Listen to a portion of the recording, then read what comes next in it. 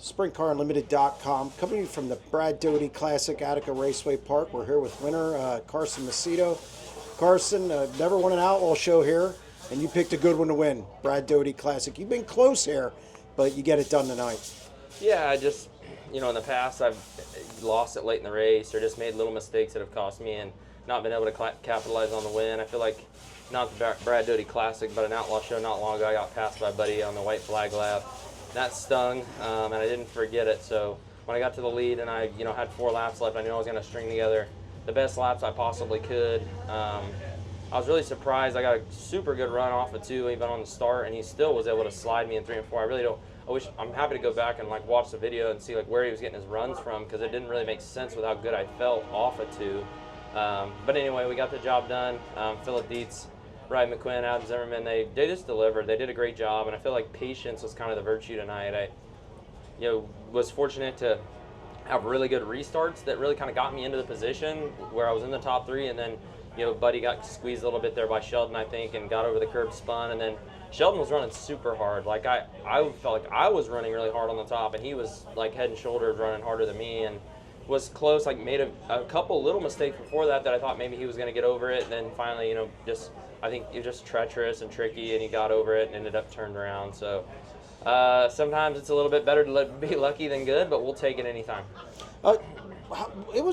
You mentioned treacherous in turn 4, bit a couple guys.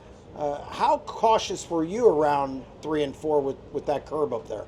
I was really patient, and especially I think the fact that you couldn't just enter wide open into 3, because I think the curb was treacherous enough to where you had to respect it. You know what I mean? If you go blasting in there and hit the curb and end up over the top of it, you're going to be out to lunch, or over the edge of the banking. So that caused you to have to kind of lift, in order to grab the cushion. And I think that the guys that were entering into turn 3 on the bottom could just send it in there and sail it all the way past the apex of the corner, and then meet you off exit and force you to either lift or squeeze around them, which was close a couple of times that I did it with Logan and Buddy. So not easy, but just happy to just capitalize and get a win. It's not easy to win these races with so many good race car drivers, especially starting 8th in the feature, but 40 laps definitely allows a lot to happen. How meaningful is this win? Not only getting in at a place you don't have an outlaw win, it's the Brad Doty Classic. It kicks off the week. And again, another win. It's been kind of a little hit or miss this year. I mean, I talked to you at Beaver Dam. Some disappointment, but getting back to victory lane. How big is this one? Yeah, just Brad Doty's always been a huge deal.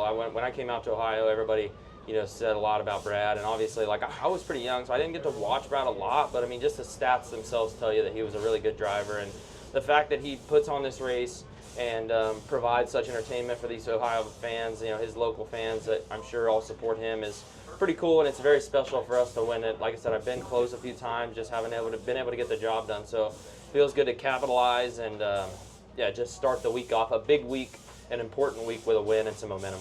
How much can you take away from this leading into Eldora with so much money on the line?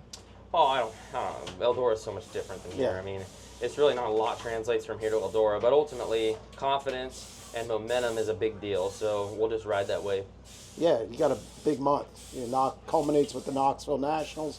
A lot of money on the line, and David's way out in front in the point standings, but this is where you can kind of make your season just from a money standpoint. Yeah, I think ultimately if you could string together some good races in this month or these upcoming months, it would be really good for any race team. So like you said, a lot of money on the line, a lot on the line in general, and just to have some momentum and get hot at this time of the year is pretty good. I feel like we just won at Cedar Lake.